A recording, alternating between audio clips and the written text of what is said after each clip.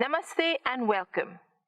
This week in our program, Yoga for Unity and Well-Being, 100 Days towards the International Day of Yoga, we will be revisiting Hatha Yoga, a practice that is considered to be self-illuminating. But yet, have we explored everything about Hatha Yoga? Sometimes it is so wonderful to revisit the basics. And with us today, to give us the understanding for this, is Dr. Nidheesh Kumar Yadav. He's currently the Assistant Professor for Yoga at the Department of Yoga Science in the University of Patanjali in Haridwar, north of India. Let's join him to understand a little bit more about Hatha Yoga and get ready to practice with all that knowledge, because when we understand things, we can sure practice much better. Namaste. Om Ishavasyamidam sarvam yatkincha jagatyam jagat tena tyaktena bhunjitha magradha kasya svidhanam. With the blessings of Param Pujya Swami Ramdev Ji, Acharya Shri, we have got this opportunity to discuss the very current topic of yoga. So today I am here to discuss the conceptual understandings of Hatha Yoga and its benefits. Because nowadays, most of the people across the globe are very interested towards the understandings of the principles and fundamentals of yoga. This is the high time for the scholars to rectify all the misconceptions and to establish the proper knowledge of Hatha Yoga. So today, we are going to discuss the concepts of Hatha Yoga and its benefits. I myself, Dr. Nidheesh, Assistant Professor, Department of Yoga Science, University of Patanjali, Haridwar, from India. So yes, let's talk upon this. First of all, this question arises, I think, in every mind, that is, what is Hatha Yoga? According to Maharishi Patanjali, Yogas Chitta Vritti Nirodha is the yoga. Now, what is Hatha Yoga and what is the relevance of Hatha Yoga? So, this Hatha Yoga is a tool through which we can attain Raja Yoga. So, this is a mean, these are the practices, these are the tools through which we can attain Raja Yoga, the very important aspect of yoga, the very joyful, blissful state of existence of a human being. So now, this Hatha Yoga, what does it literally means? So this Hatha Yoga is literally made up of two words, that is Ha and Tha. What is Ha and Tha? There are various philosophical, terminological meanings of this Ha and Tha. But when we are talking about the benefits, the physiological benefits, the application of yoga, then I should simplify this Ha and Tha as Ha means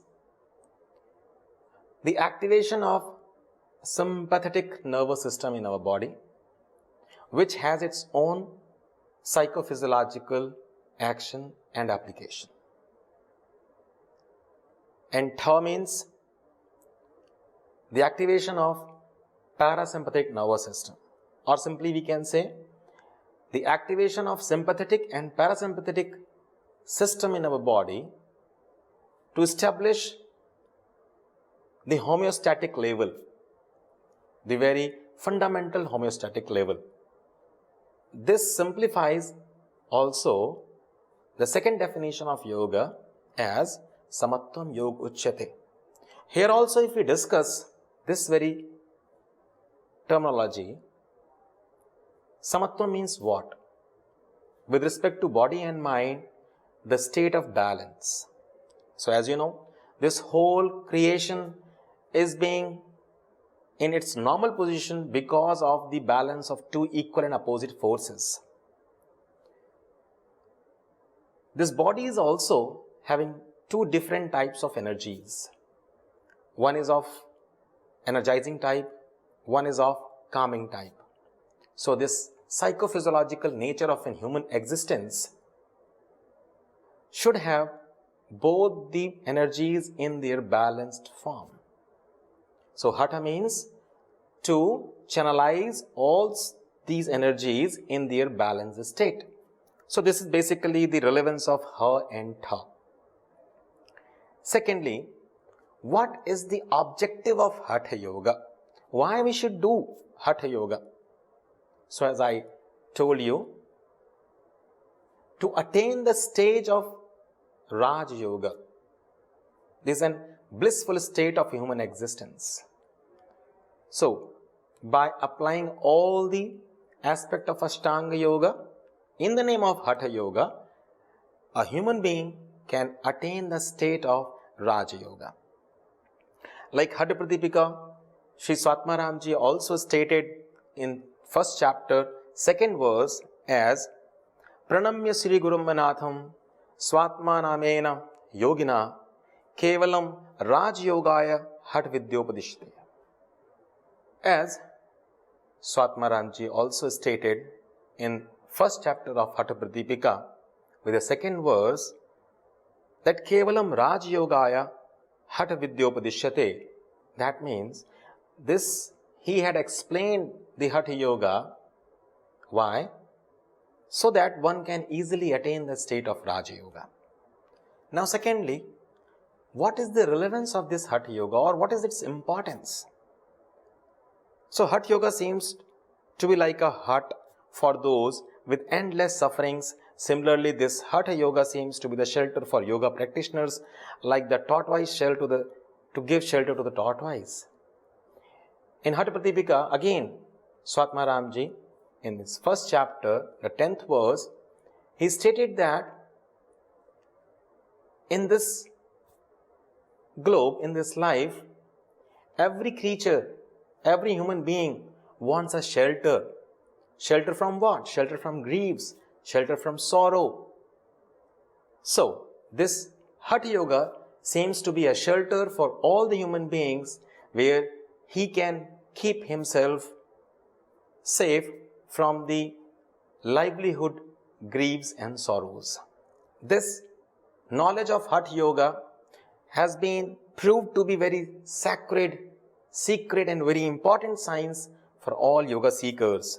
This science of knowledge of Hatha remains potential if kept secret, otherwise loses its potency and efficacy. It has been said by our gurus, because it's a very sacred science. Further,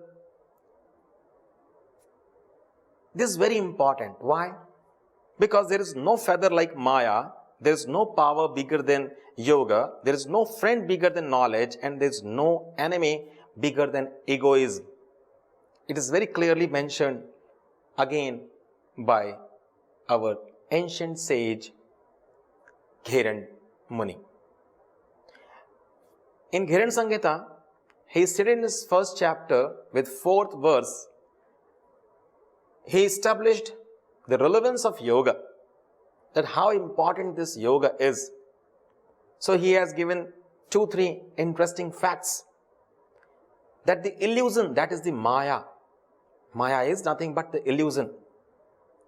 This is the biggest fetter, as well as the yoga is the biggest power, and knowledge is the biggest friend, as well as the egoism is the biggest enemy for a human being. So here also he stated the relevance and importance of yoga in one's life. Again, as Shastras, our literatures, our Indian ancient literatures can be understood with the practice and study of alphabets. Similarly, knowledge of reality can be attained by the practicing all the techniques of yoga. It is again being stated in the 5th verses of the first chapter of Ghiran Samhita. Again, Ghiranji has stated the relevance of yoga. What? that if one wants to know the reality of the life, he has to understand the conceptual understandings of yoga. As similarly as if one wants to read any book, he wants to understand, he wants to know the basic alphabets. Without knowing the alphabets, I cannot read. No one can read these books. Similarly, if one wants to understand the factuals, the realities of life, he has to understand the practices of Hatha Yoga. So this is how one can understand the relevance and importance of Hatha Yoga. Similarly, again, Ghiran Samhita states with the 8th verses of the first chapter, it explains that if you will put an unbaked pot into the water, it will be emulsified and it will be drowned into the water.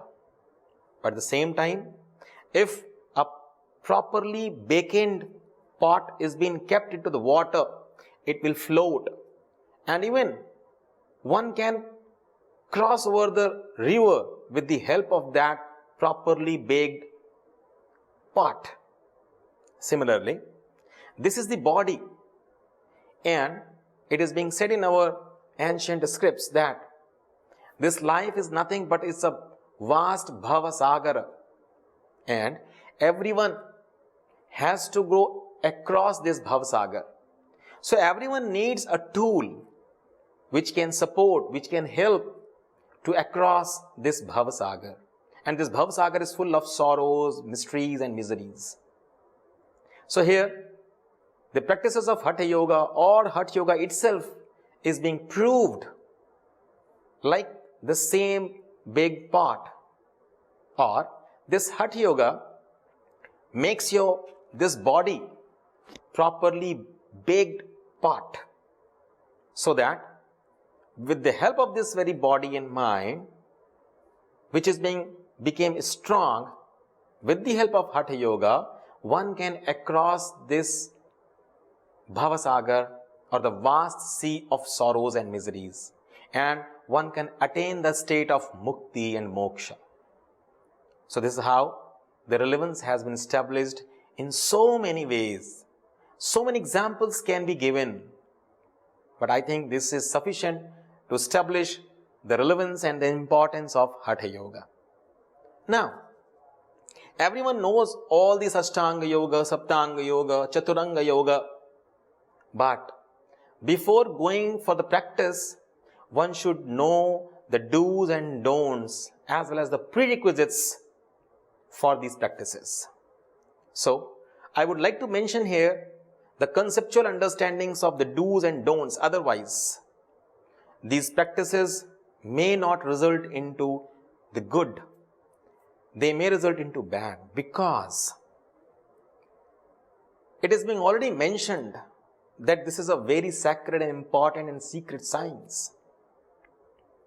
If these practices will not be performed scientifically, technically, then one may get its negative effect also.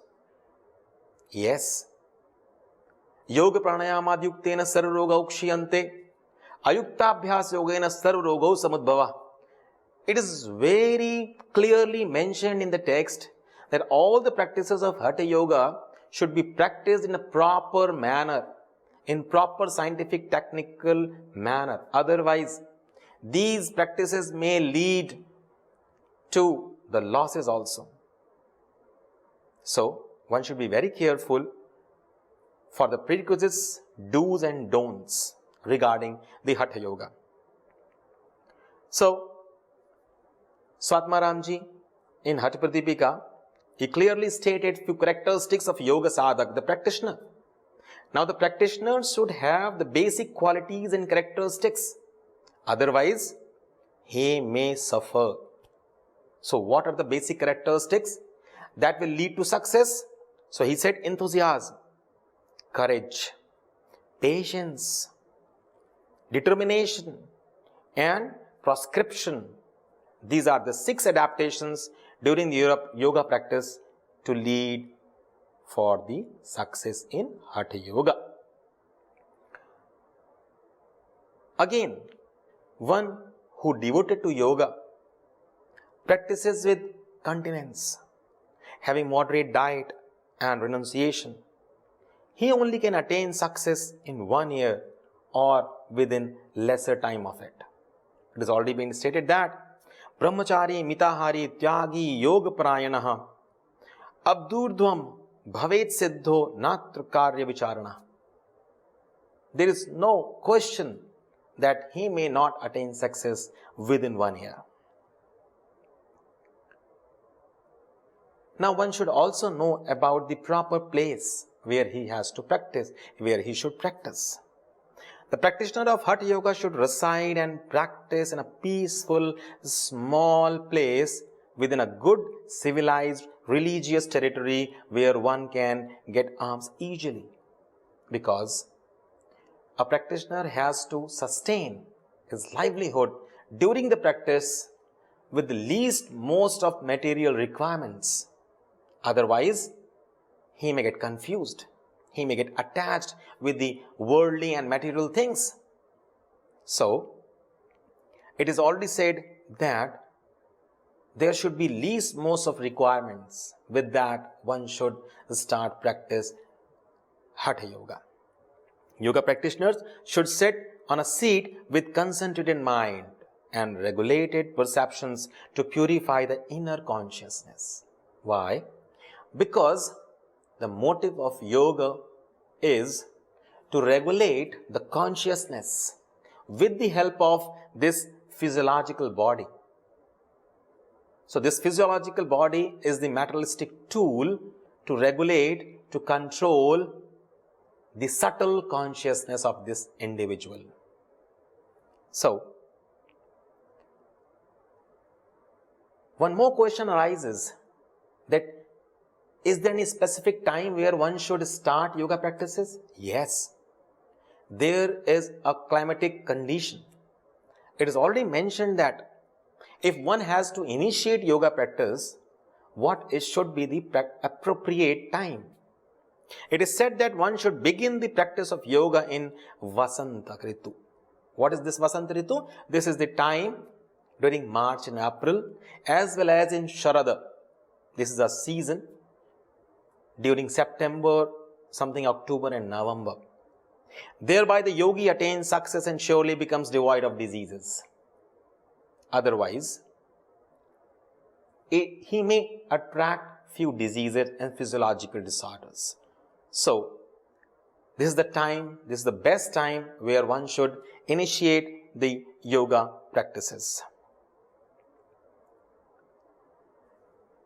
Okay, if one is practicing yoga with its full devotion and dedication, then even there are few obstacles. They resides in your existence. They also comes as an hindrance in your practices. So, our text already explained about these obstacles also. The yoga sadhaka or the practitioner has to overcome all these obstacles also. These are called as antarayas. Maharishi Patanjali, in his Patanjali Yoga Sutra, he also stated these obstacles in the name of antaraya. He stated that Vyadhisthana sanshaya pramadalasya virati bhranti darshan alabdha bhumikatva anavasthitatvan chitta vikchepaste antaraya. Means, these are the 9 obstacles. They emerges within yourself during the practices, knowingly or unknowingly. And a yoga sadhak has to overcome dedicatedly from these 9 obstacles. So you can understand these as a disease, apathy, indecisiveness, not paying attention, slothness, not being able to control one's selfish or self-centered behavior, illusory ways of seeing and things, inability to hold on to what is achieved and inability to maintain the achieved progress. So these are the 9 antarayas. As well as there are few sahabhuva who are the associatory obstacles, and these are dukkha dormanasyang mejyatva swas praswas vikshepa sahabhuva. Means when these obstacle comes, these 9 obstacle comes, these grieves, dejection, tremors in the body, labored breathing, these are the additional obstacles or the hindrances or the disturbances. They also add up with these antarayas. So this dukkha dormanasyang mejyatva swas praswas vikshepsa huva. So one has to overcome all these associatory obstacles also, or the disturbances also. Now these are the basic conceptual prerequisites have already been stated in our texts. Now I would like to talk upon some basic principles of the applications of Hatha Yoga. Why one has to do Hatha Yoga? So to understand that, we have to first of all understand the tool of this Hatha Yoga practice. The tool is this body. So we have to understand this body. So yoga text explain widely about the existence of this body and mind. So yoga says, as per Yoga Vasishtha, as per Taittiriya Upanishad, it is being stated that the human existence has its 3 levels of existence. The existence at the level of gross body, the existence at the level of subtle body, and the existence at the level of the causal body. Again, this body has been classified into various koshas, which can be stated as the anatomy and physiology of this body in terms of yoga. So the concept of anatomy and physiology in terms of yoga is the conceptual understanding of koshas. There are 5: Annamaya kosha, Pranamaya kosha, Manomaya kosha, Vijnanamaya kosha, and Anandamaya kosha. As well as the existence at the 3 levels means the Sthula Sharir, the gross body, Sukshma Sharir, the subtle body, and the causal body, the Karan Sharir. So one has to understand, because the effect has to retain on these 3 levels of existence as well as at the level of these 5 koshas. Now, there are 5 basic principles of Hatha Yoga practices. First principle of yoga is proper practice, proper physical practice, or I must say proper physiological practices in the name of asana. Second principle of yoga, proper breathing through pranayama, proper relaxation, proper diet, and the 5th principle is positive thinking through meditation, or knowing the reality with peaceful mind through meditation. So these are the 5 basic principles through which the application of Hatha Yoga can be done on the existing psychophysiological body. Now there are some factors which also affects the Hatha Yoga practices. This is the time, the longevity of the practice, the season, the guru or the teacher, the requirement of yoga practices. So these are the factors that also affects the yoga sadhana or the yoga practices. So these has to be taken in account of before initiating the yoga practices.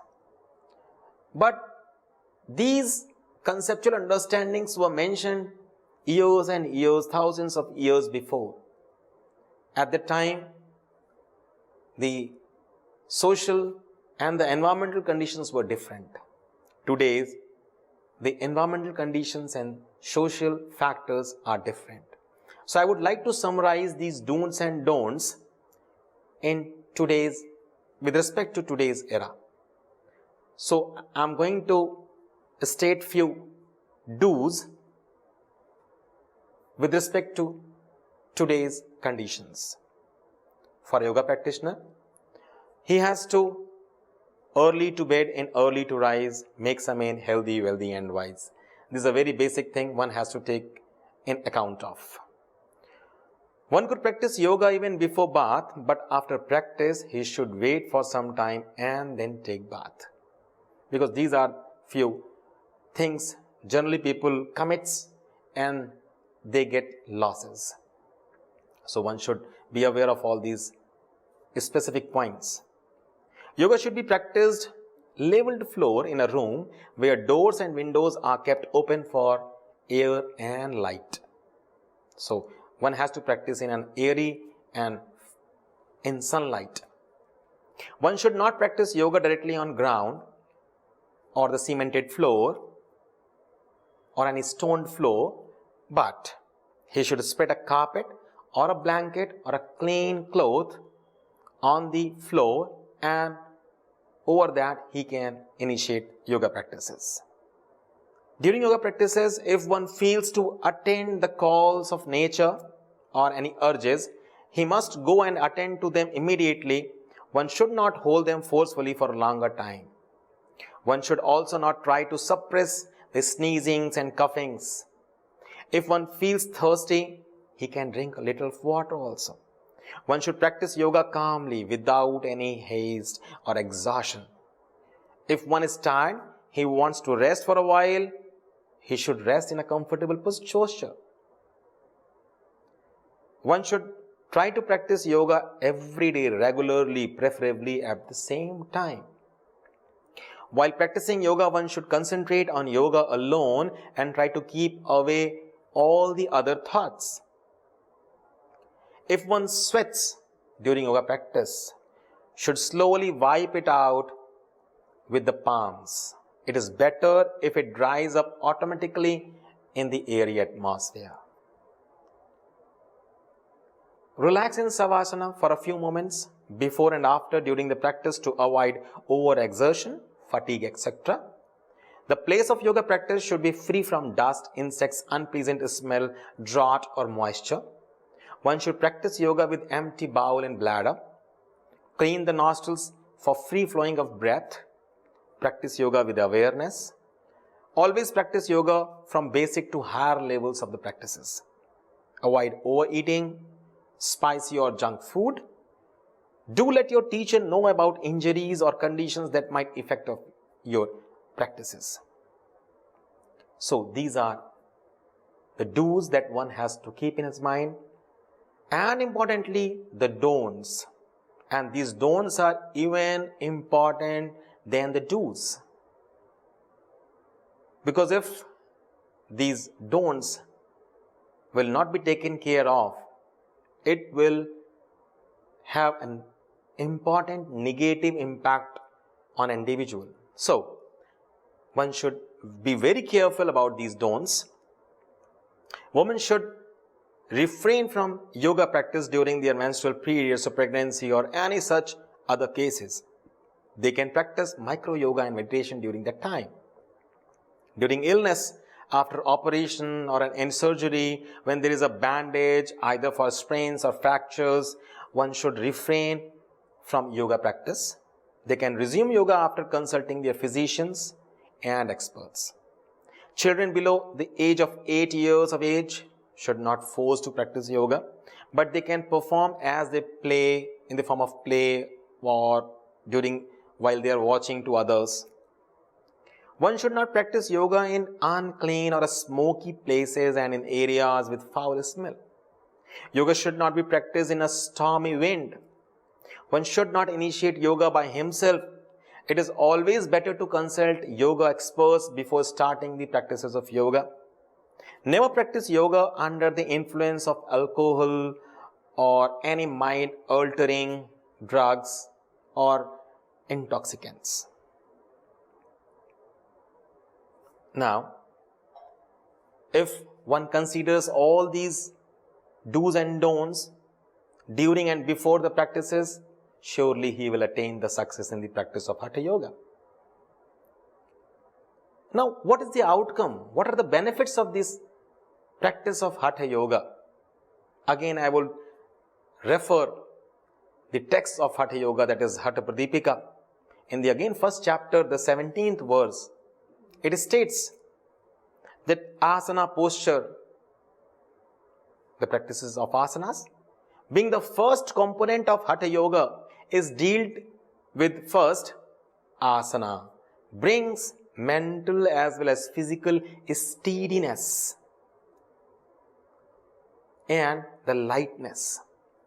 Now, across the globe, again, there is a misconception that in the name of Hatha Yoga, people only know about asanas. However, it is only the 1/8 aspect of Hatha Yoga. But okay, even if one does asana practice, he will get the psychophysiological steadiness, that again in terms of yoga's chitta vritti nirodha. So no problem. As well as the lightness of the body, because I think obesity is the Mahagada, means in Ayurveda it is said as a Mahagada, means the biggest disease across the globe. So this asana can also relieve with this the biggest disease of the globe. So this is the best outcome of practicing asana. Secondly, as a person begins with the study of alphabets and then learns the shastras, in the same way by mastering the yoga, one attains the knowledge of reality. Once again, if one wants to know the reality of this life, reality of this universe, reality of the reality, then also one has to practice Hatha Yoga.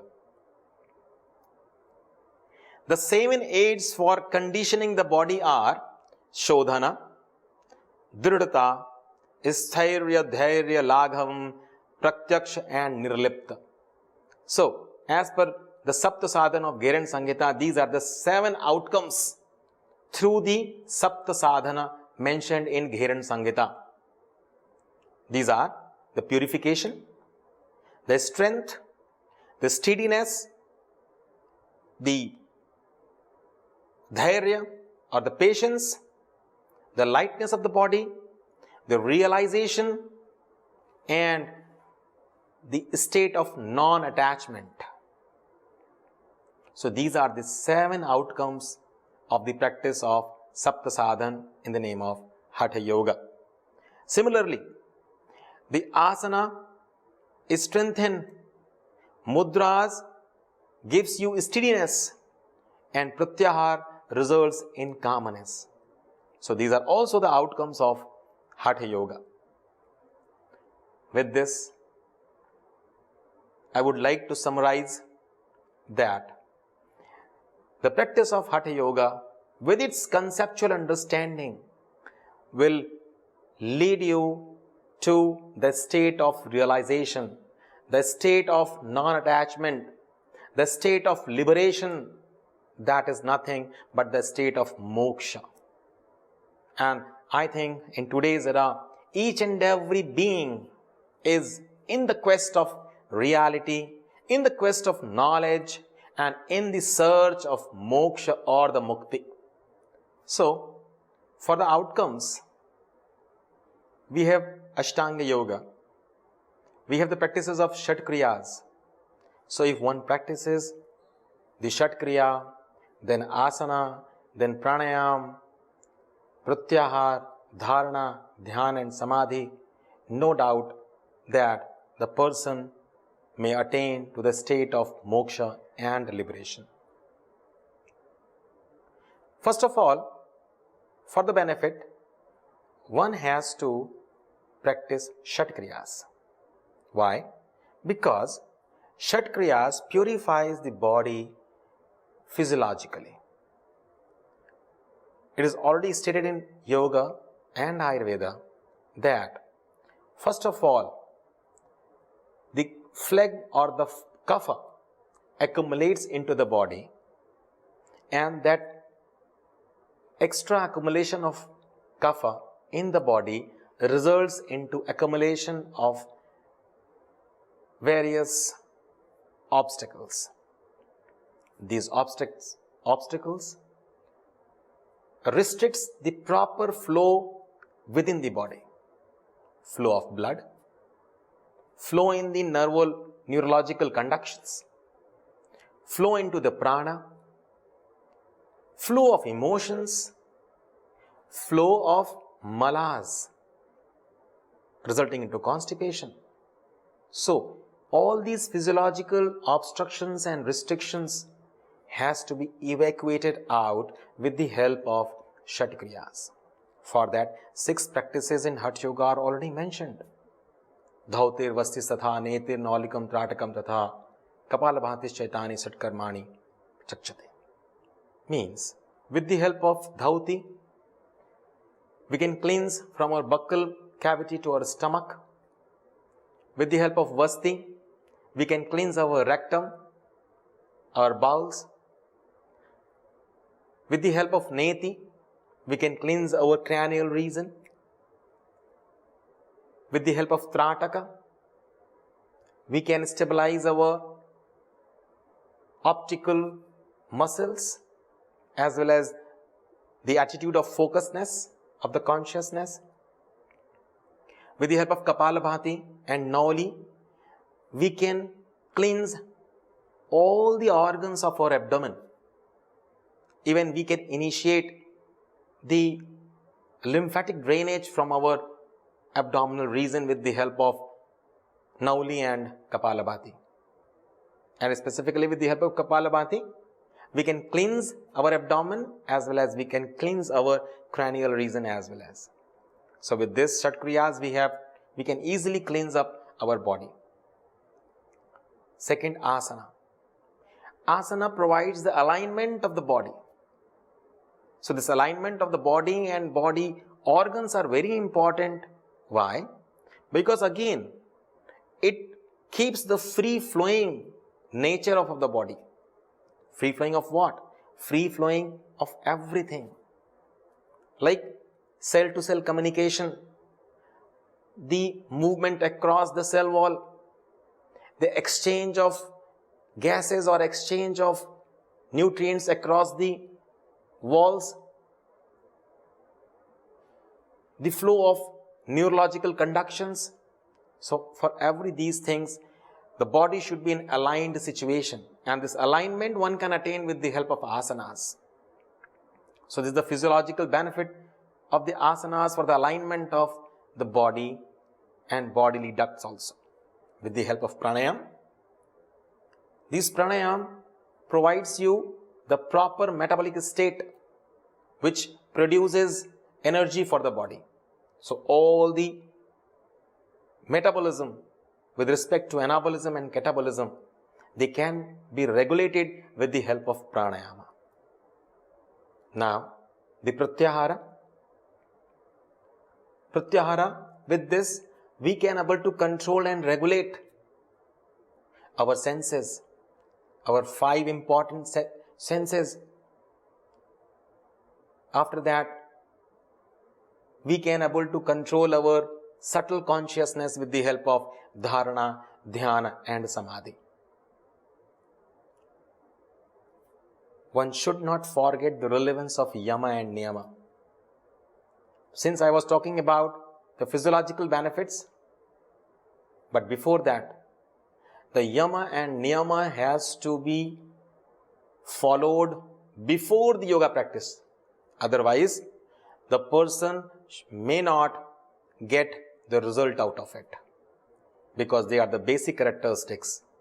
One cannot forget to follow yamas and niyamas, the personal purificatory and the social purificatory practices. Without that, there is no relevance of practicing any Hatha Yoga practice. With this, one can proceed into the subtle existence of one's regulation with the help of dharana, dhyana and samadhi at the level of concentration. And when this focused concentration automatically gets defocused, that is the state of dhyana. Means, desha bandhasya chittasya dharana. When the consciousness gets attached to one object that is the state of dharana. And further that, this focusedness on that very desha or the object gets defocused. That means that same thought has already been resolved. That is the state of dhyana, where the consciousness becomes cautious about the existence without support of any external thought. And if this sustains for a longer duration, that leads to the state of liberation, that is the state of samadhi. And samadhi, if I literally explains this, samadhi. When the adhi becomes balanced, what is adhi? Adhis are the psychophysiological factors that can alter one's consciousness. So, when the factors of alteration of consciousness becomes balanced, there is no question of alteration of consciousness. That means that is the state of yogas chitta vritti nirodha. And this is the state, could be stated as the state of total well-being or the state of total health. So, literally I can say the state of samadhi is nothing but the state of total well-being. At the same time, what is vyadhi? When vyadhi becomes distracted or disturbed, that means if the psychophysiological state of consciousness gets altered and flickered with the help of various thoughts, it results into vyadhi or the diseases. So this is the basic conceptual understanding of samadhi, vyadhi or health and disease. That's why yoga says that the root cause of every disease resides into the manomaya kosha.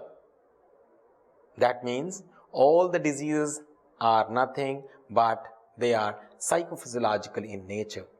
The root cause of every disease resides into the thought process or the vrittis. So if one remains in the state of samadhi or the balanced psychophysiological state of the consciousness, there is no question of any alteration of thoughts or the alteration of health or the state of disease. So with this, everyone can attain the state of health. So samadhi is nothing but the state of total well-being. So this is the outcome of Hatha Yoga practice. What? The state of total well-being. Om Sarve Bhavantu Sukhinah Sarve Santu Niramaya Sarve Bhadrani Pashyantu Ma Kaschid Dukha Bhag Bhave. Om Shanti Shanti Shanti.